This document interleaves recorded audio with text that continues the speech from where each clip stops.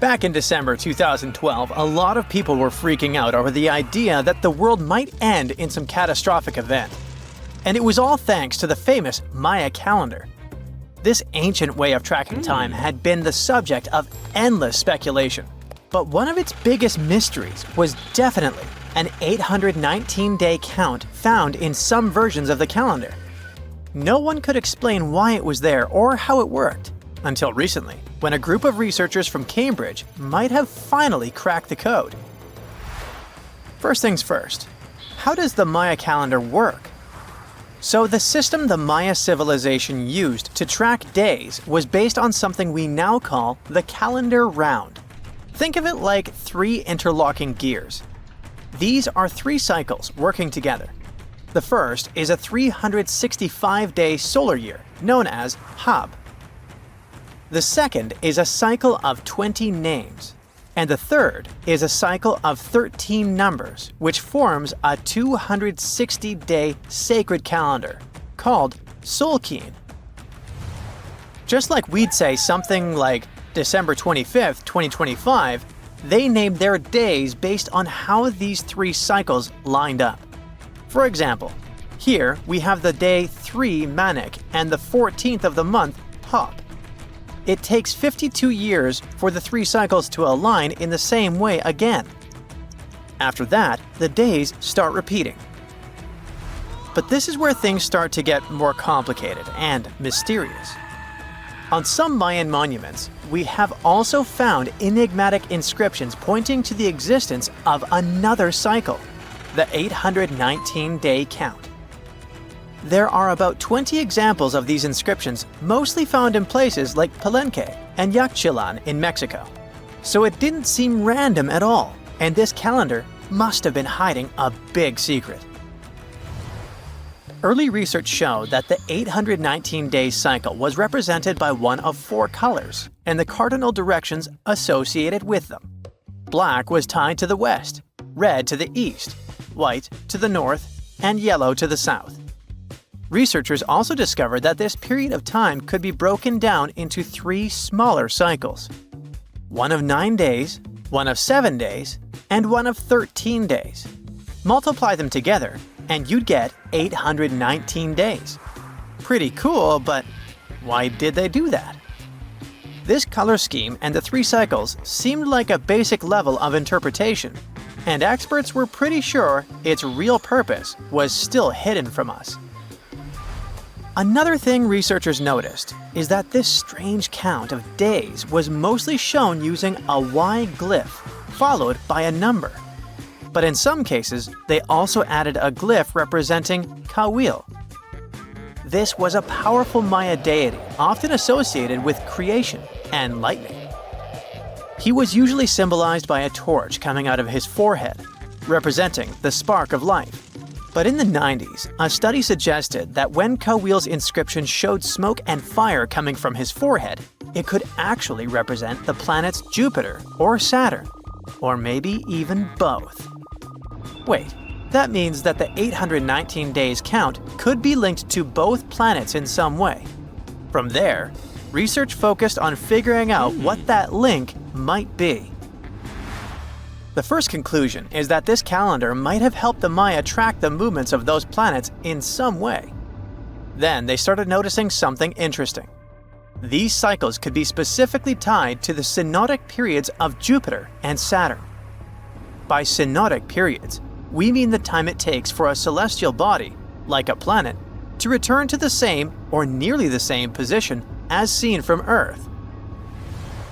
While this possibility was pretty exciting, something didn't quite add up.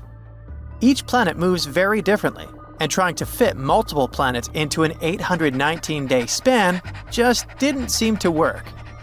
In other words, this 4-part color-coded calendar system was simply too short to align perfectly with the synodic periods of the visible planets. So it looks like we're back to square one. This mystery had people scratching their heads for ages, until 2023, when specialists realized they might have been looking at it all wrong. Researchers actually needed to shift their perspective Instead of seeing this system as 819 days, they needed to consider the number as representing timelines. And this period of time could be just a small part of a much, much bigger calendar.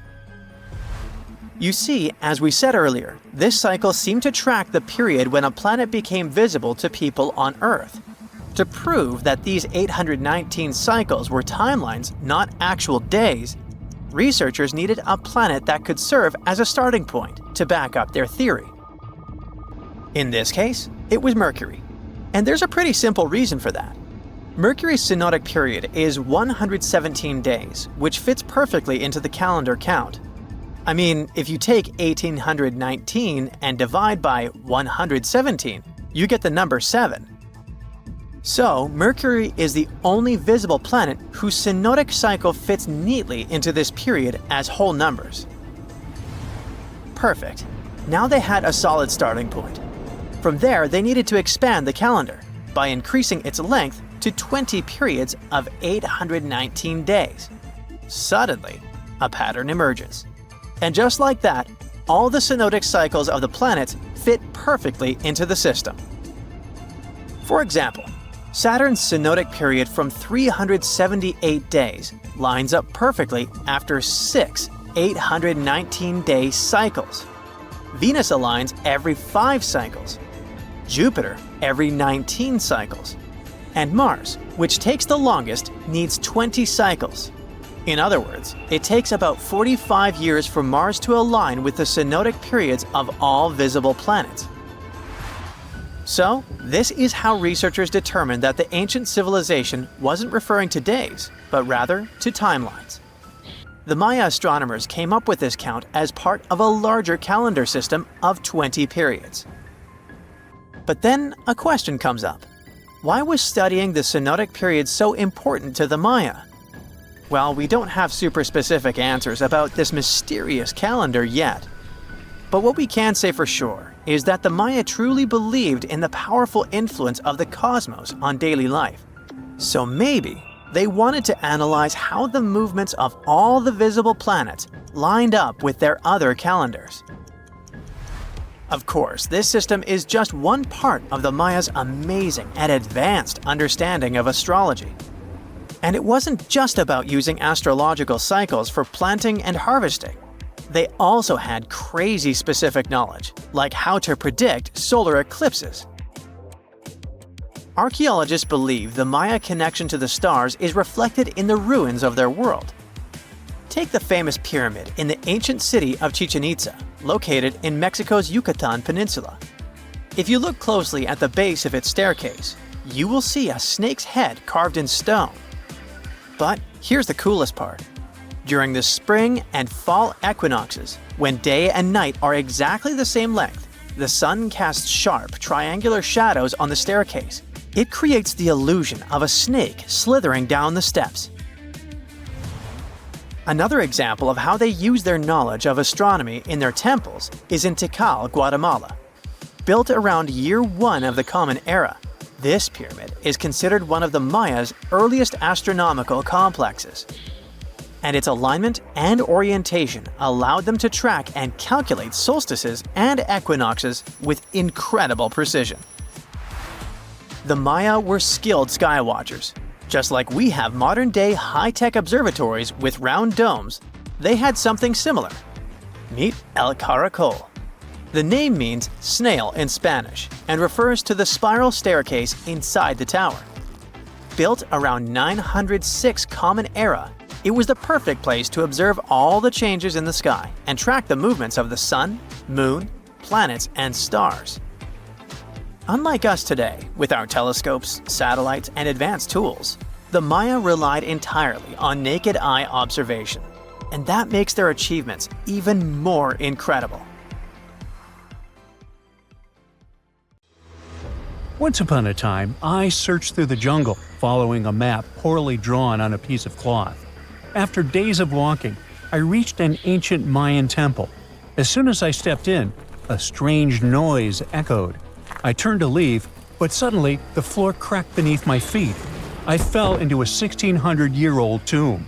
Finally, I got lucky. That day, I walked out with shiny jades, carved seashells, a creepy afterlife mask, and a curse that's been haunting me ever since. Well, okay, maybe it didn't happen exactly like that. Or maybe it didn't happen to me. Sadly, real-life archaeology is not like Indiana Jones movies. However, the findings can be as exciting and important, especially in Belize, where archaeologists just found the first identifiable ruler's tomb in the lost Mayan city of Caracol after 40 years of digging. A team of archaeologists finally unsealed a hidden chamber, buried deep beneath a structure they'd already studied. And inside that tomb, which is indeed around 1600 years old, was Tikab Shak, the first known king of Caracol. His name is commonly interpreted as Tree Branch Rain Deity, which is poetic and incredibly awesome. King Shak was believed to be a Mayan deity in control of rain, thunder, and lightning. According to folklore, he used axes to strike rain-bearing snakes in the sky to make the rain fall. The buried king is considered to be the dynasty founder. The royal dynasty he founded lasted more than 460 years. And judging by what was buried with him, we can assume that King Shak was greatly celebrated. His tomb had jade beads, carved bones, seashell jewelry, and ritual pottery vessels. One of those vessels shows Ekchua, the Maya deity of trade, receiving offerings. Others showed bound prisoners. Archaeologists could tell they had found some high royalty when they noticed a considerable presence of red cinnabar in the tomb, a rare and expensive material from the Mayan world. Then there's a jade mosaic mask, pieced together like a puzzle to cover the king's face in brilliant green. Jade wasn't used just because it was shiny. It was sacred and symbolically associated with life and demise. Polished jade glistens like it's been dipped in water, cool at first, but quickly warming in your hand. To the ancient Maya, this lifelike quality made jade a living, breathing substance. And for this reason, it possessed high religious and spiritual importance. The Maya associated it with the breath of life, with royalty, and with eternity. Covering someone's face in jade showed just how high-ranking that person was. King Shak's mask has yet to be examined properly, but another famous mask of King Pakal was made of over 346 green jade stone fragments. That's a lot of painstaking work. But maybe the most symbolically fascinating thing about this king was that he was old. Not just lived a good life old, toothless old. To us, that means he didn't clean his teeth properly, because no, you don't usually lose teeth just from getting old, as long as you maintain good oral hygiene and dental care. On the other hand, according to Maya legends, toothless elders were believed to have spiritual powers. Rulers and shamans mediated between realms, and aged or underworld deities were often shown as toothless in art. Now, speaking of realms, Mayan cosmology divided the universe into three layers. The upper world was where the deities lived. The middle world was where humans lived. It was carried on the back of a giant turtle or caiman, and surrounded by a primordial sea. Beneath it was the underworld, known as Xibalba, a dark and complex realm of spirits and ancestors. And certain people, especially rulers, shamans, and elders, were believed to move between these worlds. This king was a ruler, had a deity-like name, and was a toothless elder. Boy, his power level must have been off the charts. But that's not all. Here's the eerie part. The tomb was buried beneath another tomb, which was discovered all the way back in 1993.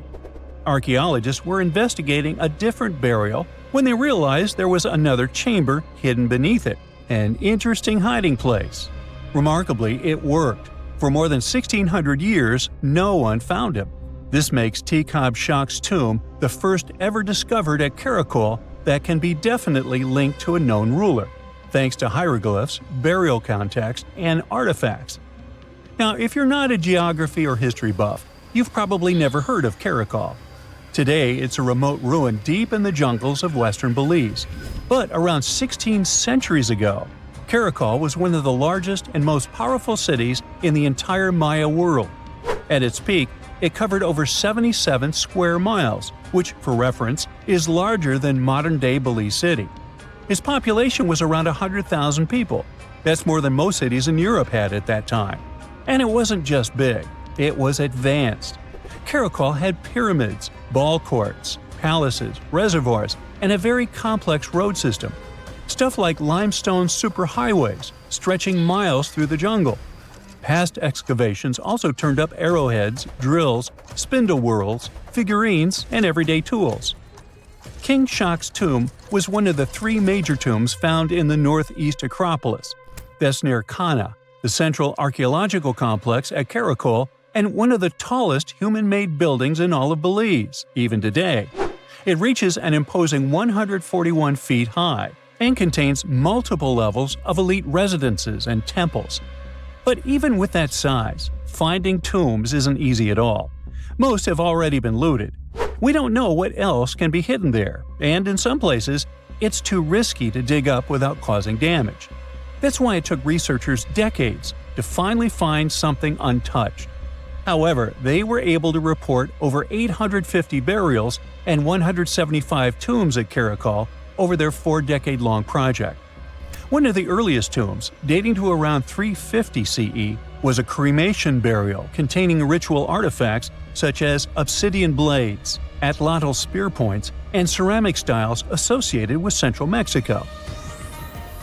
So, if you're an archaeologist, this city seems to be an old historical gold mine. And old historical gold mines often come with warnings. For one thing, it's "keep out, the ceiling might fall on you." Besides, even though scientists are excited about this discovery, if the king can really walk between realms, he's probably annoyed by all this. So what happens now that the king's eternal rest has been disturbed? Well, by opening and stepping into the tomb of Decode Shak, archaeologists basically stepped into a sealed sacred place. Maya tombs weren't just holes in the ground with a fancy coffin. They were sealed like cosmic vaults, locked up with stone, soil, and sometimes elaborate closing rituals. The goal was to mark the end of their use and protect what was inside. Archaeology at Caracol and other Maya cities shows this in action. Thick ceiling layers, termination offerings, and carefully placed debris, all saying, "This place is done, keep out." Today's archaeologists still treat them that way, working under Belizean laws and cultural protocols, making sure they explore with respect for what these spaces meant to the people who built them. However, it's eerie to think about mythology and whether King Shak is going to haunt the archaeologists. I guess we'll see. They shouldn't be afraid because he's old and has no teeth. Maybe he will annoy them with rain. He's named after a rain deity, after all, and we still don't know about his true power level. The Mayans were a fascinating civilization, and their structures are still among the most mysterious ones you can find. Despite being isolated from the known world, they also built pyramids without cranes, mapped stars without telescopes, and knew how to bury a king. Caracol is full of secrets. A hidden tomb under another tomb, a toothless king with a scary-looking mask and a deity's name. Almost unbelievable. And, amazingly, there is still stuff being found. So maybe it's not too late for me after all. But first, let's see the aftermath of this curse, huh? Can you tell me what date it is today? Piece of cake. You just look at your smartphone and voila, you immediately know the day, month, and year. But was it always this easy to tell the date? Did the ancient people even have the concept of a year that lasts 365 days? Yes and no. Mayan calendars had cycles. That's close to what we call a year. But the Mayan cycle was much longer, 819 days. And this is where the mystery begins. 819 days compared to what? When does this calendar begin, and when does it end? Scientists were asking themselves this question for decades. They discovered and deciphered the Mayan calendar during the 1940s. Recently, 2 American scientists, John Linden and Victoria Bricker, came forward with a solution. So, what did they do differently from their predecessors? The duo deciphered the code by broadening their thinking. They expanded the calendar from 819 days to full 45 years. That's 20 times longer than the original cycle. And a pattern started to emerge. This was a major breakthrough because the Maya told time in a complicated way. You can forget about the easy-to-read Arabic numerals we have today. These ancient people used glyphs. These are tiny images that represent characters, something like the icons on your desktop or universal symbols. When you see a little dot with 3 curved lines above it, you know there is a Wi-Fi network available. The Mayan calendar used glyphs that represented animals or natural phenomena. For example, there were symbols for a jaguar and an eagle. Each glyph marked one day. Each cycle is repeated 4 times, 8 and 19 x 4. Let's call these 4 cycles blocks. The Mayas colored each block differently. Scientists thought these colors corresponded to the 4 cardinal directions. Red was east, white, north. West was black, and finally, yellow marked south. But then the 1980s came. Yeah, this was a weird decade. The calculations were all wrong. Researchers determined that the colors were associated with the position of the sun in the sky. It turned out that the color yellow represented the highest point of the sun, which is called a zenith.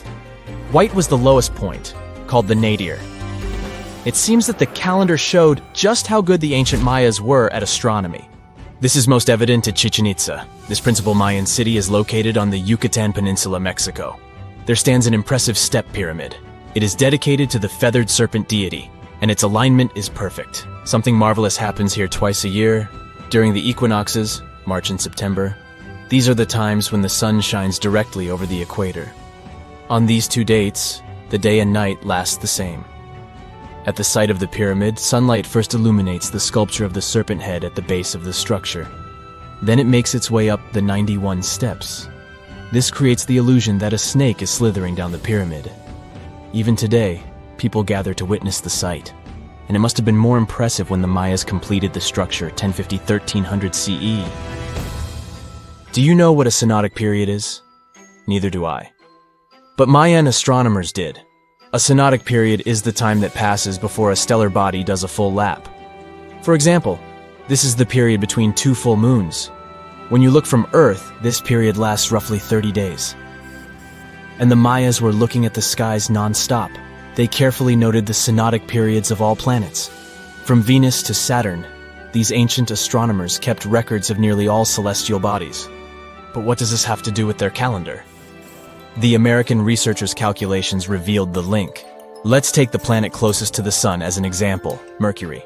Its synodic period is 117 days. Multiply that by 7 and you get which number? Exactly 8 to 19, when 17 x 7 equals sign 819? Coincidence? Definitely not. Because synodic periods of other planets also neatly match the magical figure 819. But this is not visible from a single Mayan cycle. Scientists had to expand it several times to discover the pattern. There is a reason why no one could decipher the code for so long. They were focused on a single planet. The trick was to add the Mayan calculation for all the planets. Researchers just needed to see the bigger picture. This brings us to the year 2012. Can you remember that some people thought that the world would end on December 21st? That turned out to be a bust. We are alive and well now. But what started this false rumor? The Mayan calendar, of course. You see, these ancient people based their calendar on long periods of all the planets. That included a lot of complicated math and a lot of multiplying. This 2012 was simply the time when their cycle ended. It is known as the long count. This period is the same as our year. For the Mayas, 2012 was something like the 31st of December for us. Just an end of a cycle in which they measured time, so there was no need to panic. Those New Year's Eve parties might be a bit wild, but the world doesn't end on January 1st. The Mayas stretched more than their calendar. Rubber was the name of the game. Yes, you've heard it correctly. These ancient people were making different grades of rubber 3,000 years before one famous American did, Charles Goodyear. They would extract natural latex from the rubber tree. This is a milky substance that can be turned into rubber. And they weren't the only ones. Scientists found evidence that their neighbors, the Aztecs and the Olmecs, did the same. But what did they do with rubber? They didn't need car tires, definitely. But it's cool to have a nice pair of sandals for the beach. The Spanish wrote about rubber sole footwear that natives wore. Sadly, scientists still haven't found them. That would be a big step for archaeology. So the Maya were playful with rubber, literally. Researchers guessed that they produced balls from latex. These were bouncy and ranged in size from a softball to a soccer ball.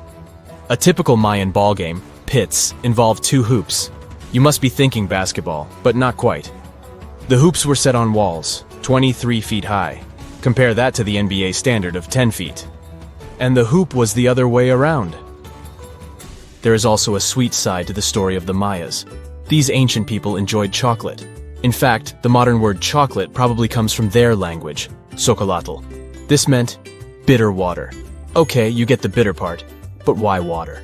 The Mayas didn't produce chocolate in the form we know it today. They didn't make bars of chocolate, they drank it. Smashed cocoa beans made for excellent drinks. The Mayas perfected the mixture over time and even added spices. Anyone up for a fiery chocolate drink with stew peppers and cornmeal? Who knows, maybe this beverage actually tasted well. Cocoa beans were sacred and used as a currency. Researchers believe all social classes got to enjoy it. Free chocolate for all sounds nice even today. But where did the Mayas get clean water for their cocoa drinks? From the oldest known filtration system in the Western Hemisphere. It was based on zeolite. These are minerals that contain aluminum and silicone compounds. And guess what? Modern air and water purifiers still use this material. Mayan tech wins yet again. Back in Europe, Roger Bacon developed a sand filtration system in 1627, some 1,800 years after the Mayas. But what about regions without rivers, lakes, or springs? Mayan engineers had it all figured out. Rainwater. They would carve out large reservoirs in the limestone bedrock. Then, they would coat these underground caves with a layer of a watertight material. The final step was to make small channels that collected water from the hills above. Scientists estimated that just one of these reservoirs could hold on average 10,000 gallons of rainwater, enough to fill 55 modern hot tubs. So, imagine you're 15 and you get bored of playing video games. Instead, to pass the time, you decide to give some attention to an old hobby of yours, tracking down lost Mayan cities. You've heard that some ancient civilizations are said to have built entire cities based on constellations, so you decide to check out whether that was true for the Mayans. You find a book containing all the constellations the Mayan civilization believed to exist. You open good old Google Maps and map every ancient Mayan city discovered to date. You start seeing that this information actually matches. And truly, the biggest ancient Mayan cities correspond to the brightest and biggest stars of the Mayan constellations. Okay, this is getting interesting. You manage to map out over 100 ancient cities when you suddenly notice something strange. There's an area in the Yucatan Peninsula in Mexico where archaeologists have unearthed 2 Mayan cities. But on the constellation map, there are 3 stars. Could this mean there is a long-lost city waiting to be discovered nearby? You might think this sounds too daydreaming, but the story is actually true. The previous account happened to a Canadian teenager named William Gaddery. The boy is known as a science genius and had even won an award for the constellation theory we presented just now.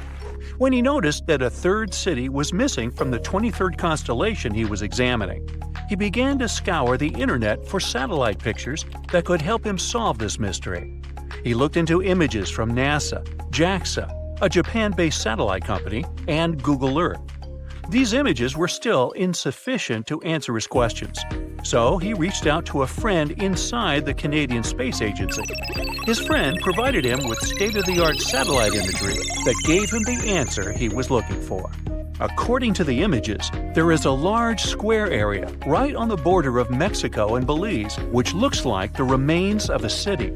William took the images to a remote sensing expert known as Dr. Armand Larocque from the University of New Brunswick. They studied the images thoroughly and concluded that the area could be housing 30 buildings and even a large pyramid. The scientific and archaeological community went crazy with the 15-year-old's discovery. Could this really be true? Some background. Lost Mayan cities began to be unearthed in the mid-20th century. Since then, ruins from cities such as Tikal, Palenque, and Uxmal have been rediscovered. The Mayans were one of the biggest pre-Columbian civilizations living in the Americas. They began to settle in the area as early as 1500 BCE. Experts believe that, at its height, the Mayan civilization consisted of over 40 cities, with a population of millions of people. That's a crowd. And their cities were pretty interesting. Their civilization spanned over Mexico's Yucatan Peninsula, Guatemala, and Belize. They survived mainly on agriculture, so they developed a complex irrigation system in most of their cities. They built a series of ceremonial buildings, pyramids, plazas, and even courts for ball games. The Mayans were keen pyramid builders, but they also developed an advanced astronomical system. With whatever ancient technology they had, they were able to predict the exact location of planets, such as Venus and Mars, and they were able to predict the exact dates of eclipses. That's why the methodology William used to discover this long-lost Mayan city was unusual, but not completely surreal. The Mayans were keen astronomers, so it wouldn't be too strange that they built their major architectural feats in relation to the sky, would it? And they wouldn't be the first ones to be doing so. There is a famous fringe of Egyptology dedicated to studying how the Giza pyramids were built in perfect alignment with the Orion constellation, meaning that each pyramid was purposely built to align with one of the major stars of Orion's belt. According to William, he first had the idea to look at the Mayan constellations because he couldn't understand why the Mayans built their cities where they built them. Most major cities, such as Chichen Itza and Uxmal, aren't near any rivers or significant bodies of water. Instead, they're built on marginal lands and on top of mountains, which confused the 15-year-old. His next thought was that it might have something to do with astronomy. William named the new city he discovered Mouth of Fire, which is also my nickname, and he even won a merit award for his hard work. However, his theory was very much contested inside the archaeological community, and many Mayan experts worked to debunk William's findings. Some archaeologists say that constellation theories are too unscientific. Anthony Aveni, a renowned anthropologist and astronomer, referred to William's methodology as an act of creative imagination. He explained that there is no way to be sure what the Mayan constellations really were. It's all just hypothetical. Another debunking of William's findings came from Mayanist David Stewart, who said that the object identified on the satellite imagery is nothing but an old cornfield. His claim was supported by an expedition that took place near the area in 2021, when the archaeologists present reported there was nothing at all in this area. Still, a 15-year-old boy almost found a long-lost Mayan city, which is pretty exciting if you ask me. Similar techniques as those used by William are actually being used to unearth lost civilizations all over the world. According to space archaeologist Sarah Parquet, satellite imagery has been a key player in discovering ancient cities in Egypt and other places. Sarah herself spends most of her days scouring images for any sign of where there could have been cities long ago. What happens, she says, is that any time you have something buried, it's going to be covered either by vegetation, soil or sand, or some other modern construction on top of it. In order to assess whether there is something hidden under large canopies of vegetation or not, she uses infrared technology, for instance. A major recent discovery in Brazil was done in a similar way. Satellite imagery detected a network of trenches dating back to 200 to 1200 CE. These suggest settlements that could have supported around 60,000 people. But in this case, the satellite imagery did indeed correspond to what was on the ground. Researchers from the University of Florida found several mounds that were accompanied by ditches and geoglyphs. Archaeologists also found remnants of carefully designed walls, centered around plazas, much like the type of construction done by the ancient Mayans. Advances in satellite tech have also shed new light on long-discovered ancient Mayan cities, such as Tikal. Located in the heart of the Guatemalan jungle, Tikal is believed to have been the capital of the ancient Mayan Empire. At its height, it was comparable in importance to cities such as London or New York in today's world. It was composed of a series of complex monuments, many of them believed to have been the resting places of kings and chiefs. Tikal is already known to have been big, but recent discoveries show it could have been even 3 times larger than what scientists originally believed. The main discovery revolves around a fortification on the outskirts of the city, indicating how far the original city stretched. And new discoveries still take place. In 2017, researchers also unearthed new clues regarding the potential causes of the decline of the Mayan civilization. Using data from a site in Seawolf located 62 miles southwest of Tikal, scientists analyzed radiocarbon data from ceramics and archaeological excavations to extract new information about the sudden demise of this great civilization.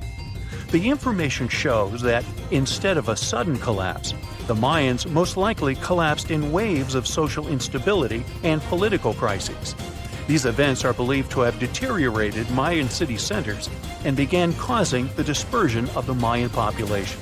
Well, it seems like it's a prime time to uncover ancient ruins. What do you say? Will you give it a try as well?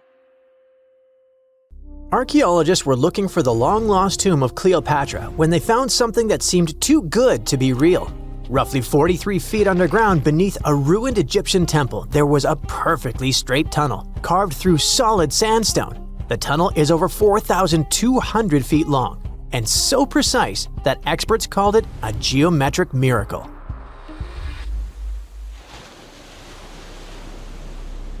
The tunnel sits beneath an ancient city west of Alexandria, near Egypt's Mediterranean coast.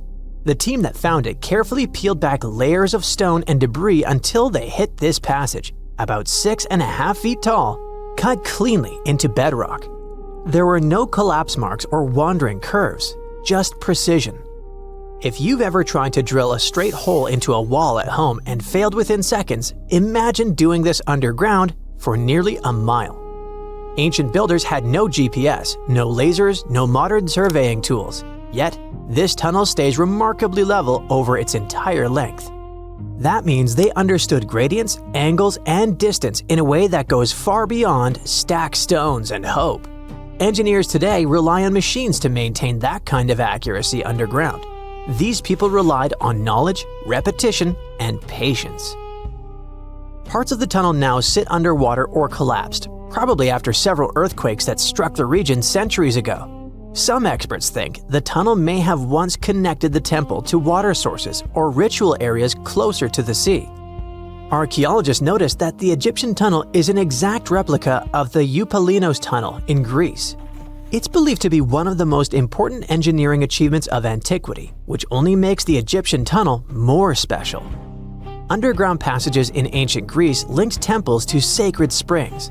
Back in ancient times, people moved through space in specific ways, underground and above, to reenact myths and journeys of gods. A tunnel like this could represent a path to the underworld, rebirth, or divine transition. Nobody would invest this much effort in construction just for decoration. Plus, in earlier digs at the site, archaeologists pulled up all kinds of artifacts, including coins with the names and faces of Cleopatra VII and Alexander the Great. They also found figurines, statues of deities, a mummy with a gold tongue, and even an entire cemetery packed with Greco-Roman style mummies. The perfect geometric tunnel isn't an isolated flex. Not far away, underwater archaeologists off the coast of Alexandria uncovered something that sounds like it belongs in a royal travel documentary. A 2,000-year-old pleasure boat that once glided along the Nile. And this wasn't just another fishing vessel or cargo barge. It likely stretched over 115 feet long and 23 feet wide, and had a decorated cabin, plus around 20 rowers, which turned the river into a moving palace. This isn't speculation pulled out of thin air. An ancient Greek geographer named Strabo wrote about these exact boats around the 1st century BCE. He described lavish vessels used by royalty during festivals and ceremonial outings in Alexandria. For years, historians treated that as a poetic exaggeration. Then, this wreck surfaced, and suddenly, Strabo sounded less like a storyteller and more like a witness. Even ancient art backs it up. The Palestrina mosaic from Italy shows richly decorated boats floating down the Nile. They match both the texts and the physical evidence almost perfectly. Inside the wreck, archaeologists found something small but incredibly human. Graffiti scratched into the wood in Greek. Just writing left behind by someone who stood on that deck 2,000 years ago. Researchers haven't fully decoded the text yet, but its existence alone matters. It tells us this wasn't just a floating symbol of power. People lived on it. It was sort of like a modern luxurious yacht, and the Nile was like a highway. All types of vessels with passengers were moving back and forth, visiting friends, carrying their goods for trade, doing business, and, of course, going on pleasure cruises. The location of the pleasure boat makes the story even better. The boat sat near the temple of Isis on Antirodos, an island that once hosted royal and religious buildings before earthquakes and rising seas erased it from the surface. That temple collapsed around 50 CE, and researchers believe the boat may have sunk during the same disaster. Another recent find that has to do with life on the Nile is the lower part of the massive worship complex about 10 miles southwest of Cairo. It connects directly to an upper temple dedicated to Ra, the Egyptian deity of the sun. The newly excavated part is a 4,500-year-old valley temple. The upper temple sits on higher ground, and archaeologists excavated it years ago. The valley temple is closer to the Nile, and it's connected to the upper part by a causeway. A German Egyptologist actually started excavating part of the temple back in 1901, but the groundwater sat much higher then, and he had to stop. Now, the groundwater level is lower, and a modern team has managed to excavate about half of the valley temple since 2024. Once they got in, archaeologists uncovered the remains of a columned entrance portico. Then they found blocks carved with a calendar of religious events, almost like an ancient public schedule. The text includes feasts for Sokar, a falcon-headed deity linked to Memphis, which was a major capital during the Old Kingdom, plus the festival of Min, a fertility deity, and even the procession of Ra. The calendar blocks all showed up around the entrance portico area, which most definitely means that the outside facade of the temple displayed this long feast calendar publicly. That's why archaeologists think this might be one of the earliest examples of a true public calendar ever found. A literal event list for an entire community, built into the architecture. On top of that, the team found dozens of decorated blocks covered in inscriptions that named a pharaoh who ruled around 2420 to 2389 BCE and had the temple built. This temple shows how people moved through ancient Egypt. Because the upper temple handled the main worship, but the valley temple made the whole place accessible. It acted like the landing area for boats coming in, either directly from the Nile or more likely from one of its side channels. So instead of hiking across desert terrain, visitors could arrive by water, step onto the temple's landing stage, enter through the valley temple, then head up the causeway ramp toward the upper temple on the hill. After about a century of use, researchers found that the valley temple had been repurposed into a residential area. And the best part is, what they found from that era: 2 wooden pieces used for playing Senet, an ancient board game. Senet shows up at other Egyptian sites too, including King Tutankhamun's tomb, but nobody fully agrees on the rules today. Some discoveries in Egypt create new mysteries instead of solving the old ones. Earlier in 2025, archaeologists announced the discovery of the first pharaoh's burial found in or near the Valley of Kings since King Tut's tomb in 1922. The newly found tomb of Thutmose II flooded almost immediately after burial. Ancient officials rushed in, removed the mummy and most of the grave goods, and hid them somewhere else. The weirdest part is that an alabaster ointment jar inside the tomb links the burial directly to Hatshepsut, Thutmose II's wife and half-sister. The inscription basically says she made this monument for him, which proves she arranged his burial. But it still doesn't explain why she placed him here and later chose the Valley of the Kings for herself. Now, archaeologists are studying a huge mound of rubble near the tomb, about 75 feet tall, and suspect it was built to hide something important. If a second tomb sits underneath, it could be complete and undisturbed. So, the deeper the archaeologists dig, the more ancient Egypt stops feeling like a gone civilization and starts feeling like a paused one. Looks like it didn't just survive time, it outsmarted it. And we're only just beginning to catch up. Hey, I bet you didn't know that trees used to grow in the middle of Egypt's barren, sun-roasted Sinai Desert. It's true. If you can't picture it, I don't blame you. But archaeologists have recently stumbled upon a tree-lined boulevard. Yep, an actual green avenue, leading to a massive ancient fortress. No, this isn't some mirage or an overactive imagination, although I do have one. But it's turning our ideas of ancient Egyptian desert life upside down. Let's rewind a bit. The site in question is called Tel Abu Saifi, located in the northern part of the Sinai Peninsula. For a long time, it was known as a dusty archaeological footnote, the home of ruins from the Ptolemaic and Roman periods. You know, the era after Alexander the Great swaggered through Egypt and the Roman Empire called dibs. But recently, Egypt's Ministry of Tourism and Antiquities decided to give it a fresh dig. And what they found out turned to be more than just a forgotten outpost. We're talking about a full-on military fortress with defensive trenches, paved roads, lime kilns, barracks for soldiers, and even room for their families. A whole bunch of living quarters right in the middle of a desert doesn't feel very homey until you remember our star, the unexpected Green Avenue. This road was over 300 feet long and 36 feet wide, as long as an American football field, paved with limestone slabs and lined with more than 500 clay planting pits. These weren't for show, they held actual trees, creating a shaded tree-line entrance straight to the fortress. Imagine walking through that, the sun blazing overhead, and suddenly, blessed shade. Ooh. Now, that's not just a grand entrance, that's an ancient red carpet, or maybe a green one. But this wasn't about curb appeal. The existence of hundreds of trees in a desert landscape over 2,000 years ago tells us something big. You see, the Ptolemaic Egyptians weren't simply good at building monuments, they were also masters of water management. In a place where rainfall is rarer than a selfie with a pharaoh, they somehow found a way to grow rows of trees. Now, let that sink in. To irrigate that many trees in a desert, they must have had a sophisticated irrigation or water transport system, something capable of moving and distributing water efficiently in this harsh climate.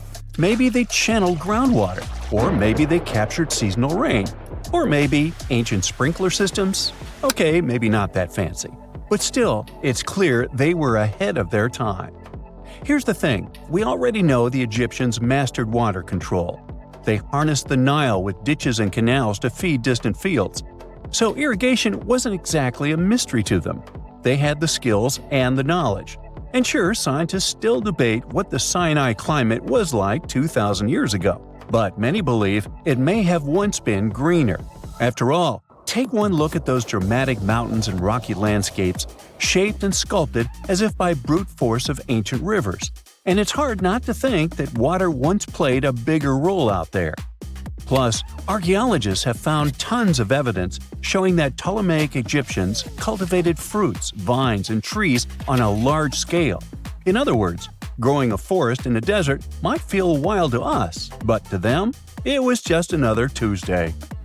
And now, this Green Avenue is making archaeologists wonder, what if similar irrigation systems were used elsewhere, say for transporting the enormous stones used to build the pyramids? There's already a theory that ancient rivers or human-made canals helped move those stones. And the Tel Abu Saifi discovery? Well, it might just be the missing puzzle piece. This isn't just a dream. Back then, rivers were like highways, power grids, and cargo trains of the ancient world, all rolled into one. Egyptians used them for everything – irrigating crops, trading goods, powering industry, and even mobilizing for war. If you were doing something important, odds are it involved a river. But wait, it gets even better. Excavations revealed deep defensive trenches, like ancient moats, dug more than 6 feet deep around the fortress. Those weren't just muddy ditches. They were part of an elaborate defense system designed to be filled or bridged to control access. Think of it as ancient Egypt's version of a retractable security gate, minus the hydraulics. And while the trenches were keeping intruders out, life inside the fortress was bustling. Remember how we said archaeologists had found military housing units? It turns out soldiers might have lived there with their families. So this wasn't just a barracks, it was a thriving community, with meals, routines, kids playing, and probably a whole lot of ancient gossip flying around the dinner table. In addition to all the military stuff, researchers found 4 massive lime kilns used to produce quicklime, an essential ingredient for making construction mortar. These kilns are a big deal. because they suggest that during the later Roman period, Tel Abu Saifi turned into an industrial hub. It was like the Home Depot of ancient Egypt, churning out materials to build and repair buildings. But here's where the plot thickens. Underneath all of this, beneath the roads, the trenches, the kilns, archaeologists found the corners of an even older structure, a mystery building. Could it be the remains of a third, much older fortress? Or an ancient cemetery or lost city? Nobody knows yet, but one thing's clear: this story isn't over. Honestly, this might be the coolest archaeological cliffhanger of the decade. So, what does this all mean? Well, for starters, it challenges everything we assumed about desert life in ancient Egypt.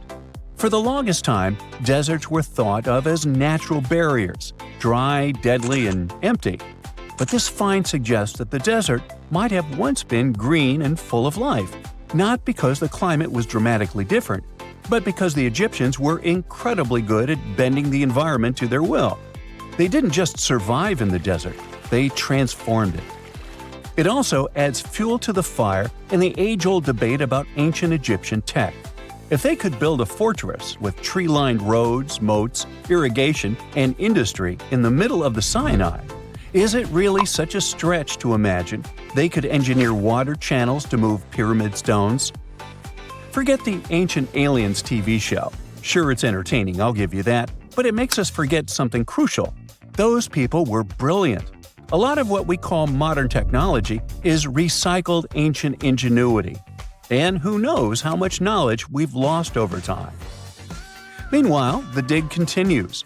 Scientists are now mapping the entire Tel Abu Saifi site, trying to piece together how all the structures connect.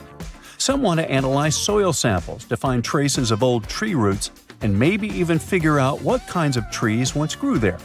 Imagine if they were date palms. We might be looking at the world's oldest snack lane. You already know that the implications of the discoveries don't stop with history books, right? This kind of discovery has modern relevance too. Our world is going through a lot of change, with crazy weather and huge heat waves. So maybe we should be asking, what can we learn from ancient civilizations that once made the desert bloom? If nothing else, Tel Abu Saifi reminds us that the ancient Egyptians were more than just pharaohs, pyramids, and mummies. They were visionary planners, eco-architects, and straight-up problem solvers. They didn't wait for nature to hand them what they needed. They engineered it. And thanks to discoveries like this, we're getting a clearer picture of just how advanced and, frankly, how cool ancient Egyptian civilization really was. So next time someone tells you deserts are just empty wastelands, you can hit them with this fun fact. Over 2,000 years ago, in the heart of the Sinai Desert, there was a fortress with a tree-lined avenue, moats, military housing, an industrial center, and even a secret underground structure. Take that, sand dunes! Who knows what else is still buried out there, waiting to rewrite history? Deep inside the heart of the Amazon rainforest lies a cave so massive, it defies logic. Stretching for 2,000 feet, this tunnel is so big a human could easily walk around inside of it. Its walls are etched with deep, mysterious claw marks. But this is just one of many. If you travel to the south of Brazil, you'll stumble upon over 1,500 similar caves, ranging from modest tiny burrows to massive passageways. These are not your average spooky, bat-filled caverns. They're what researchers call paleo burrows, also known as ancient underground structures dug by creatures so colossal they make modern elephants look small. Whatever creature dug those tunnels displaced 800 elephants worth of dirt. I know, it still looks like a normal cave, but experts noticed this one was special because the walls were too neat and rounded, and the floor was too smooth. Besides, no water or erosion leaves such signs of serious digging power. These Brazilian caves are the largest geological records of animal activity on the planet. It's like stumbling into a prehistoric house made by creatures the size of cars. To unlock this mystery, researchers analyzed the scratch marks on the walls and realized they had probably been made by giant ground sloths, a species called valgipes, which could weigh nearly 9,000 pounds and eat your average annual menu in about 3 days. Despite being huge, these animals were not earthbenders. They had to work in groups if they wanted to dig such long tunnels. This is why scientists believe many sloths shared the same tunnel and dug it together. Even some giant armadillos may have helped with the digging. After all, they were ridiculously skilled excavators and lived there too.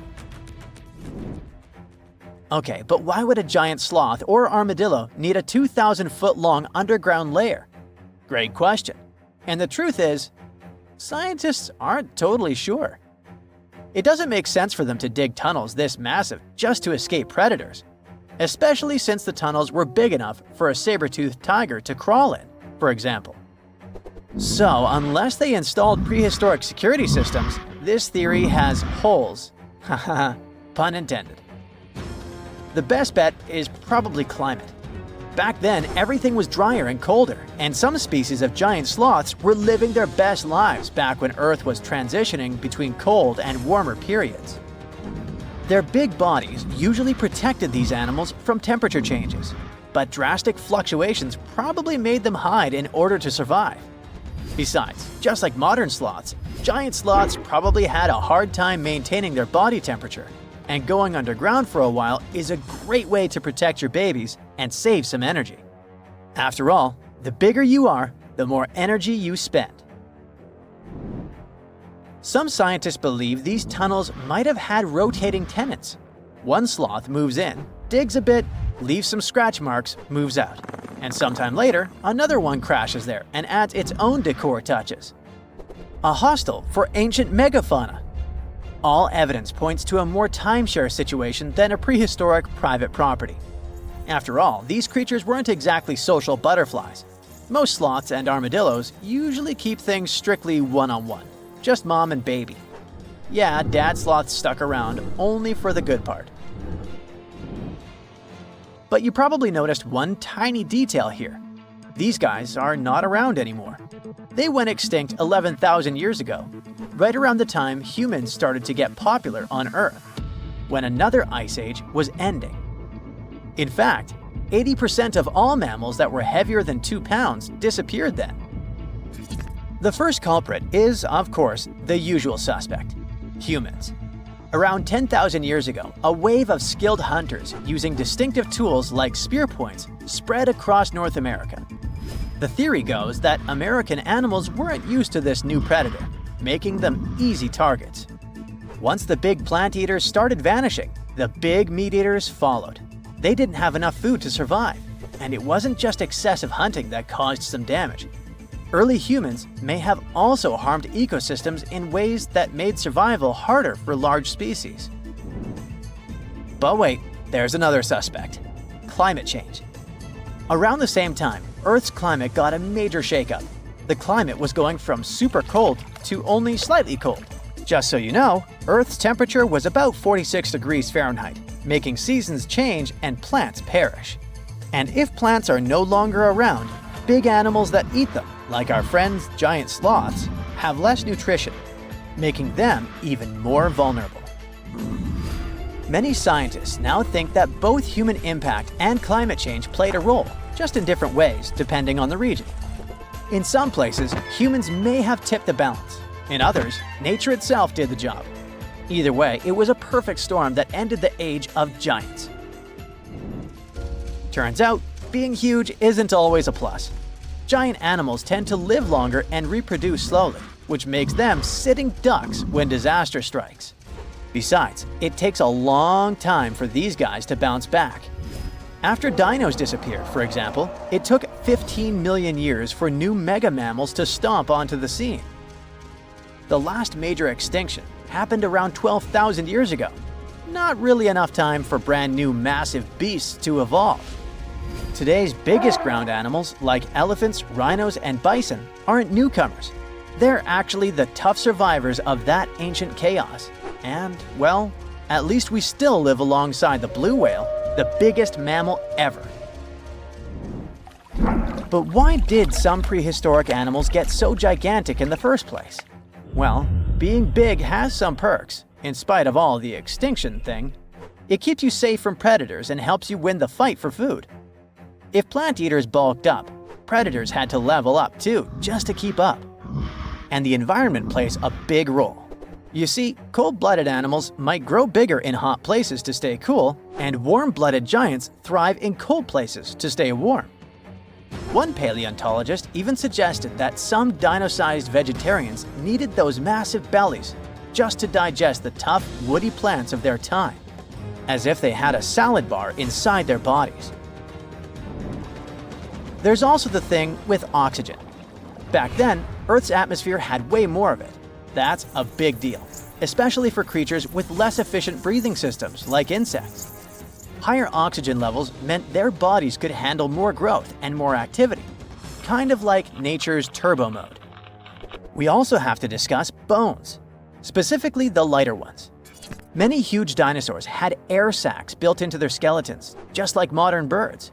This made their bones strong but not ridiculously heavy, meaning they could grow super tall or long without collapsing under their own weight.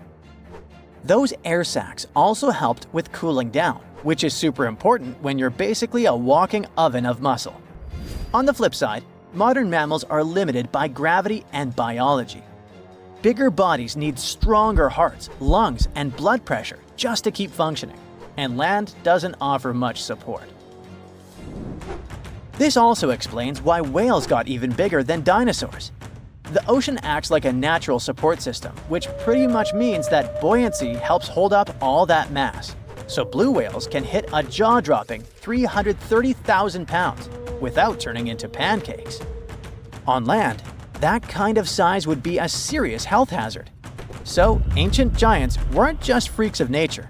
They were the result of the right mix of air, food, physics, and environment working together in just the right way.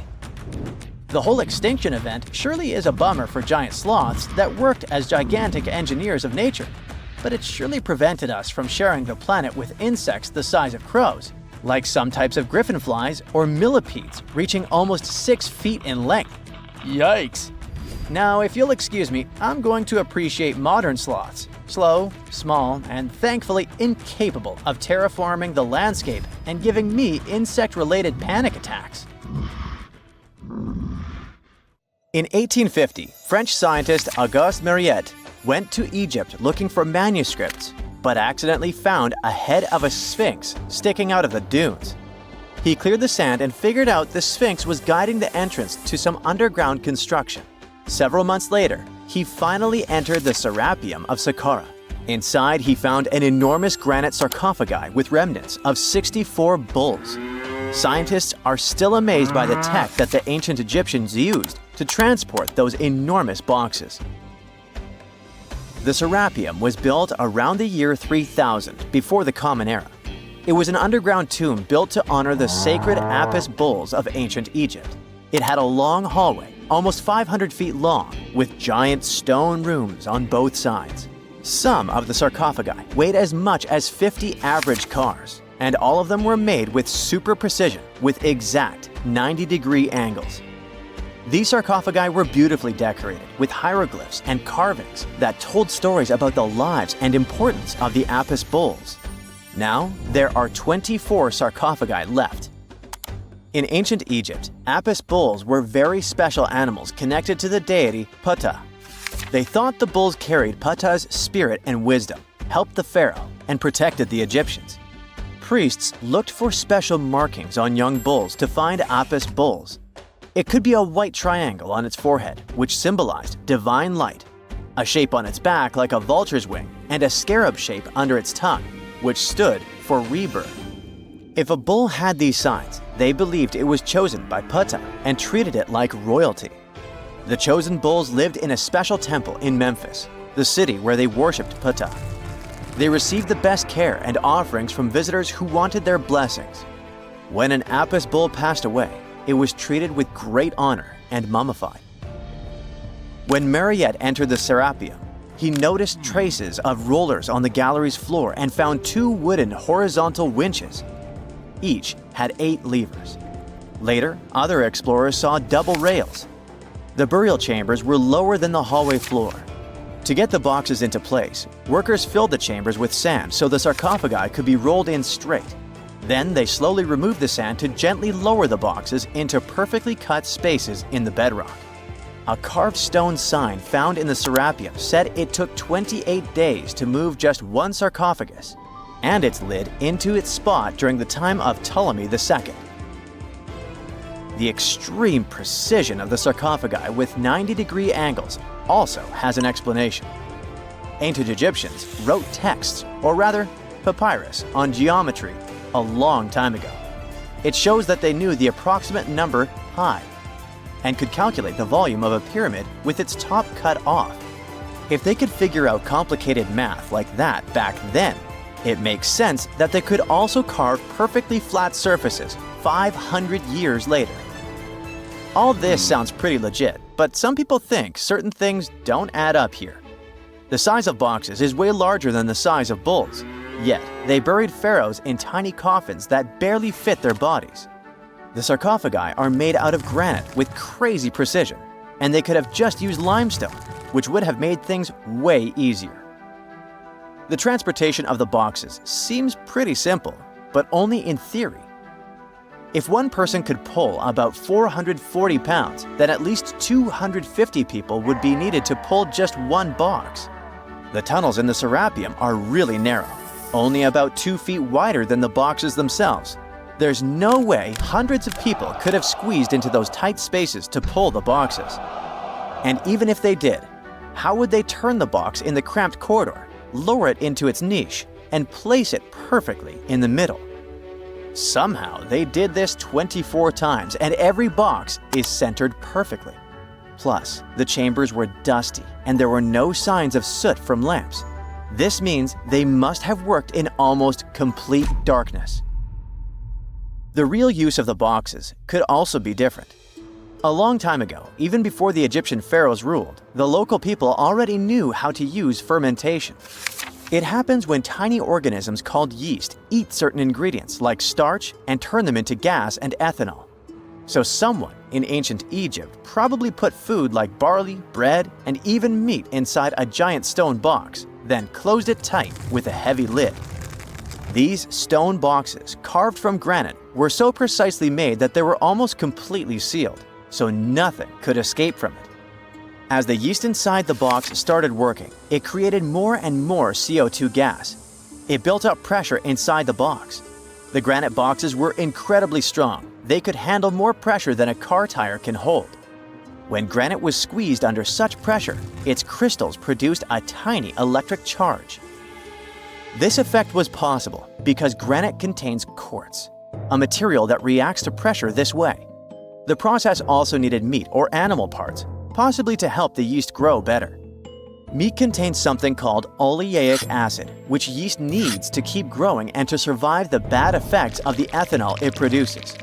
As the pressure inside the box kept growing, the combination of gases and electricity made these boxes not just ancient fridges, but powerful energy systems. Over time, the pressure inside got so strong that it could push the lid open and the gas would escape with a pop. But when people rediscovered the Serapeum in 1850, they found old drawings that showed piles of stones stacked on top of some of the box lids. So, someone long ago probably tried to make the lids even heavier by adding extra weight to make it harder for the gas pressure to push them open. This extra weight also meant the quartz crystals in the granite could keep creating more electricity under all that pressure. If someone opened one of these stone boxes thousands of years later, they would only find bones from bulls that were placed in the box. And that's exactly what Marriott discovered in the 1850s. They opened the Serapeum for visitors soon after the first excavations in the second half of the 19th century. Prince of Wales even had a luncheon with his guests in one of the sarcophagi. Sands and earthquakes made the site inaccessible for a while, but now you can visit it again and try to solve the mystery yourself. With new tech, we could have answers to many other historical mysteries soon.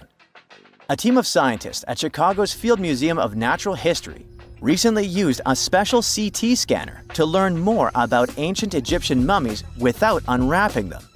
They gently rolled 26 mummies on custom carts out to the parking lot. where the scanner was waiting. It took thousands of detailed X-ray pictures of each mummy and their coffins. When all the pictures were put together, they created 3D images that showed what was inside, the skeletons, and some artifacts. The scientists hope these images will help them understand ancient Egyptian burial practices from over 3,000 years ago. Even though the scanning process only took 4 days, it might take 3 years to study all the data.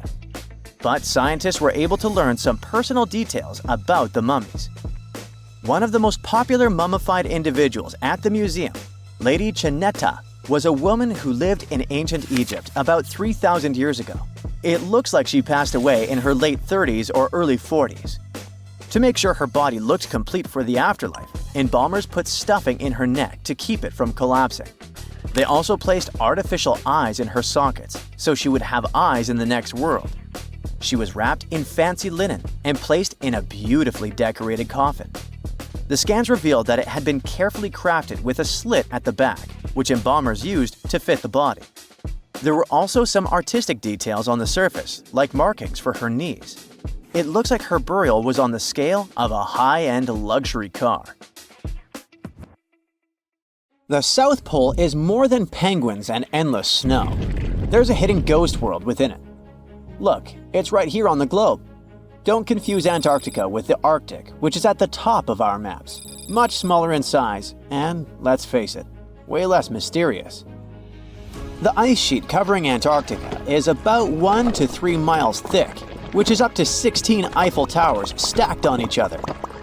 This massive blanket hides the true features and contours of Antarctica's land. We still don't know much about this mysterious continent, and it is ice and snow that are to blame. We still don't even know the true shape and size of this continent. Mapping Antarctica without some huge shovels is an incredibly hard task.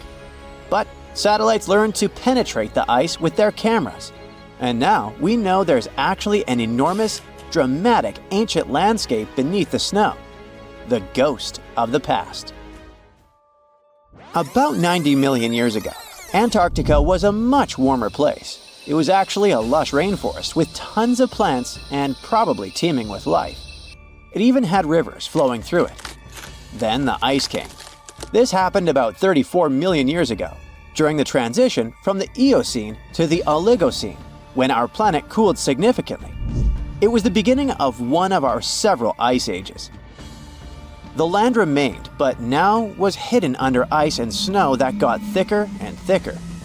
To a regular eye, Antarctica turned into a white desert, vast, flat, and featureless. Time went on. This massive ice sheet moved around, smoothing and shifting the ground beneath it. Over the millions of years, it changed what the land looked like. Now, if we looked under the ice, it wouldn't hold any signs of the original South Pole, except for one place. In areas where the ice is especially thick and doesn't move much, like in East Antarctica, it has actually worked the other way around. It became like a super thick blanket that protects the land. Normally, things like wind or rain slowly wear away the ground over time, changing its shape.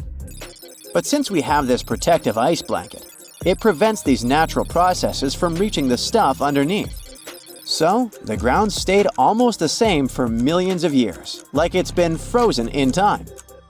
This special area near the Aurora and Schmidt subglacial basins has become the ghost of Antarctica's landscape. This place was barely touched even since it was first covered in snow 34 million years ago. This is a historical footprint, a place that can tell us what Antarctica's ground looked like before it became a freezing nightmare. As scientists peered under East Antarctica, they saw an amazing ghost. The traces of the rivers that were flowing there millions of years ago, various valleys, and some weird little islands, as well as 3 big chunks of land shaped like the letter U. Hey, what's that all about?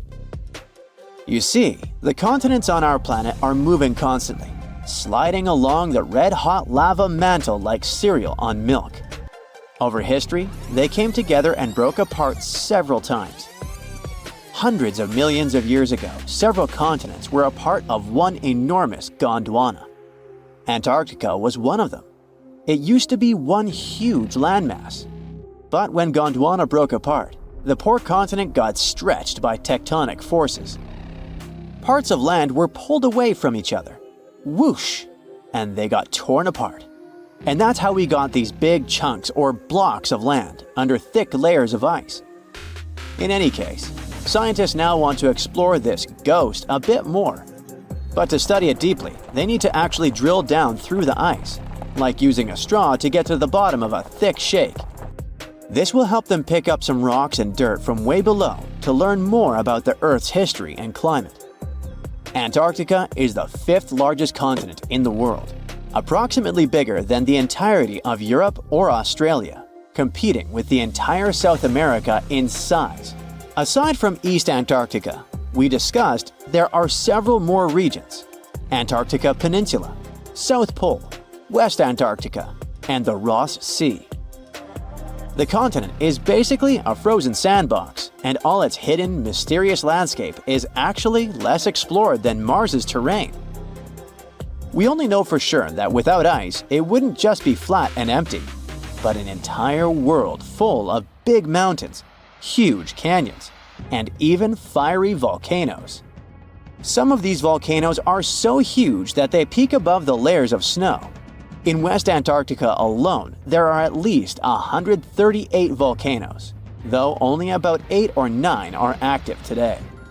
One of the craziest ones is Mount Erebus, the southernmost volcano and the tallest one on the continent, about 12,500 feet high. And deep beneath the ice sheet, this guy hosts incredible, beautiful subvolcanic caves. The temperatures there are warm enough for t-shirts. The Antarctic Peninsula, or Lesser Antarctica, looks like a bunch of mountainous islands deeply underground. It has newer volcanic rocks that are part of the Pacific Ring of Fire, which is like a giant circle of volcanoes and earthquake zones around the Pacific Ocean. The Greater Antarctica is a huge part, almost as big as Australia. It consists of East Antarctica and the South Pole. Beneath the ice, it's a place of rocks that have been around for a very, very long time, including the special zone we mentioned. You probably know that Antarctica is nearly devoid of humans. No wonder, with a mean temperature of about -46 degrees Fahrenheit. But even though this place is horrifyingly cold and deserted, life still clings on. You guessed it, in the underworld. In 2017, scientists found DNA traces of algae, moss, and even possibly unknown small animals in the deep caves. That means that even in such crazy conditions, there are still unique ecosystems thriving in little isolated warm pockets beneath the snow. There was another incredible find beneath Antarctica's Ross Ice Shelf, a lively ecosystem vibing within an underground river. Scientists have long suspected that Antarctica's underworld should have some freshwater lakes and rivers. One day, a satellite spotted a groove there. They decided to explore it and used a hot water drill to melt their way through the ice. As they reached the underworld, they dropped a camera into one of those hidden fresh rivers. And at first, they thought they'd find just some rocks or something. But instead, they stumbled upon hundreds of amphipods, tiny shrimp-like creatures. Little ones instantly swarmed around the lens. Shrimps blocked the camera and scientists couldn't check out what they wanted to. Pretty funny, but at least that means that there really is an important ecosystem deep within Antarctica. Now, they're gonna explore it.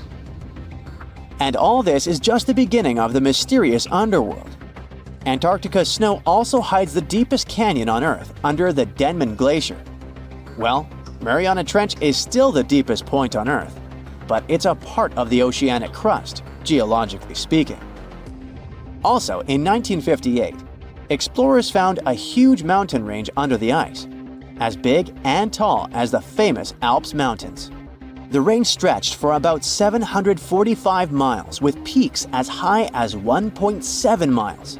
And all this magnificence is buried under tons of ice. Who knows what else we might find there?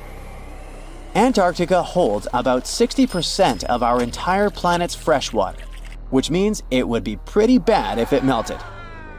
For example, there's this Doomsday Glacier, officially known as Thwaites Glacier. It's a huge ice formation, about the size of Florida, and it's melting right now. Every year, the sea levels rise by 4% because of it. If this guy melts away completely, the sea levels all around the world will increase by 2 feet, which might not sound like a lot, but it would be catastrophic for coastal areas. Luckily, researchers have found that even if its ice shelf were to collapse in the next 50 years, the glacier itself wouldn't retreat as quickly as they feared. It's still losing ice rapidly, but it would be quite a slow process. Whenever you hear about ancient ruins, you almost never picture them being suspended somewhere, or just randomly hanging on the branch of a tree, right? In fact, for most of the ancient artifacts we have exposed in museums all over the world, archaeologists did quite an impressive amount of digging. You see, buildings have this funny way of fading away over time if not properly taken care of. Sometimes we need to reuse some building materials, so an older construction may be sacrificed in the process. Other times, houses are abandoned, and once they are exposed to the elements on the surface, like rain or sunlight, they don't really stand a chance. Some just simply crumble away due to good old erosion. So the only way a piece of architecture can survive the test of time is if it's somehow gotten buried deep down. Now, how did they end up buried in the first place? Well, it's quite the comedy of errors. Ancient cities had a habit of gradually raising their ground level like a kid adding toppings to their ice cream sundae. You see, these settlements were always busy collecting food and building materials to keep up with their ever-growing population. But hey, who has time to deal with waste and rubbish? It wasn't exactly high on their to-do list back in the day. So when it came to building new houses, ancient civilizations found it much easier to save their sweat and tears by piling up the rubble and constructing right on top. But that's not all. Rivers would also occasionally flood and deposit a layer of sediment on the city floors, further encapsulating those ancient constructions. And in those dry regions like the desert, where the wind likes to show off its sand and dust dance moves, you can bet it was a constant struggle to keep the establishments clean. One hilarious example is the Sphinx, which had its head buried in sand until a group of archaeologists unearthed it in 1817. Some ancient towns eventually got covered up because they were completely abandoned. With less human activity to control their expansion, plant seeds couldn't resist the opportunity and sprouted all over the place. They gobbled up carbon dioxide from the air and grew, adding more and more bulk to the ground. Those cheeky roots even decided to stabilize the soil made from decaying plant matter, creating layers upon layers of earthy goodness. It's like the ultimate DIY project Mother Nature embarked on, with plants as her loyal helpers. The act of digging into the secrets of ancient civilizations is not just about unearthing a lost world. It's also an epic quest to reveal the hidden treasures beneath layers of history. But how do archaeologists know where to dig in the first place? If everything is covered in layers upon layers of sediments, debris, and plant roots, they must have some sort of system they rely on before embarking on a new project, right? For starters, they're not always the ones suggesting an archaeological dig in a certain location. Let me explain. Let's say you're a contractor and you want to build a new fancy apartment complex in your city. Some local legislations have certain requirements before your project can start, though. For instance, before anyone starts building on a piece of land, they might need to bring in specialists to check the soil.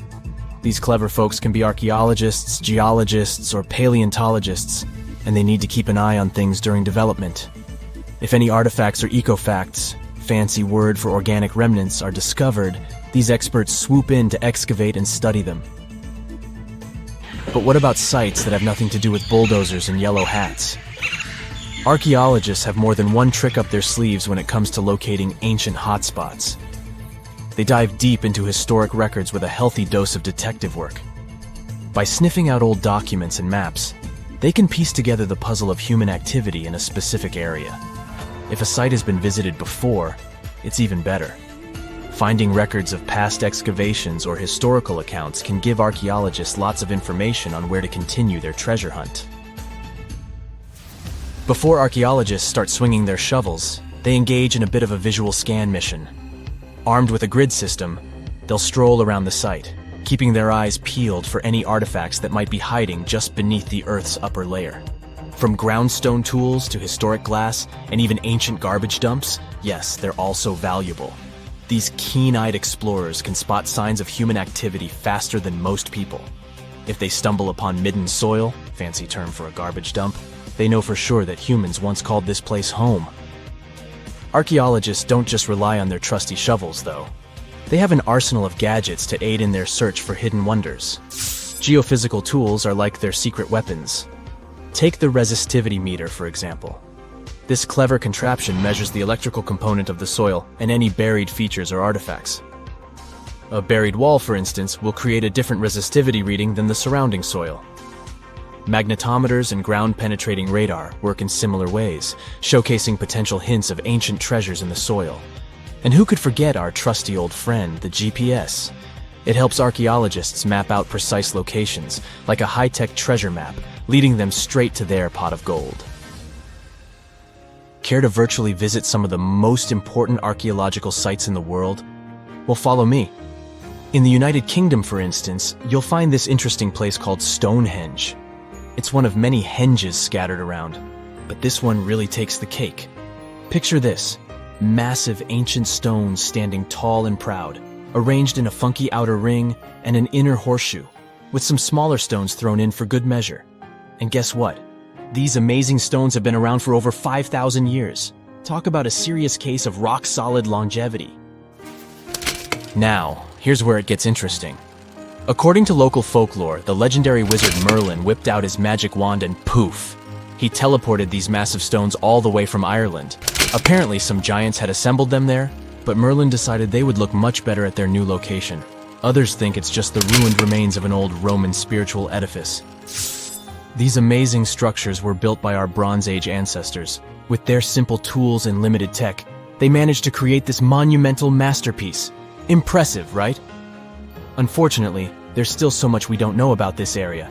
Stonehenge's initial purpose remains a mystery to this day. Sure, there are lots of theories, but scientists have yet to agree on the subject. However, we do know that it's perfectly aligned to catch the sunrise during the summer and winter solstices. The ancient city of Pompeii is an equally amazing archaeological site. Picture this: Mount Vesuvius, a notorious troublemaker, decided to throw a volcanic tantrum and completely covered this ancient Roman city. It turned it into a time capsule, located outside present-day Naples in Italy. Fast forward to the year 1748, when a bunch of adventurous explorers stumbled upon Pompeii. Lo and behold, they discovered a treasure trove of well-preserved goodies: streets, houses, food. Probably a bit stale by then. Blingy jewelry, fancy sculptures, colorful frescoes, everyday household items, and even animal and human remains. It was like an epic archaeological party. From the looks of it, Pompeii had it all. Fancy houses and villas, a massive 20,000-seat arena, cute little artisan shops, hangouts like taverns. And let's not forget the saucy spots like those luxurious bathhouses for some intense pampering. There's also the Sanctuary of Apollo, where people used to gather for their daily dose of worship. And of course, the bustling heart of the city, the Forum of Pompeii, where all the cool people used to hang out. And guess what? Pompeii is so cool that it made it to UNESCO's World Heritage List back in 1997. That's like the ultimate Hall of Fame for historical awesomeness. It also includes many other famous buildings and sites, like the Taj Mahal in India and the Acropolis of Athens in Greece.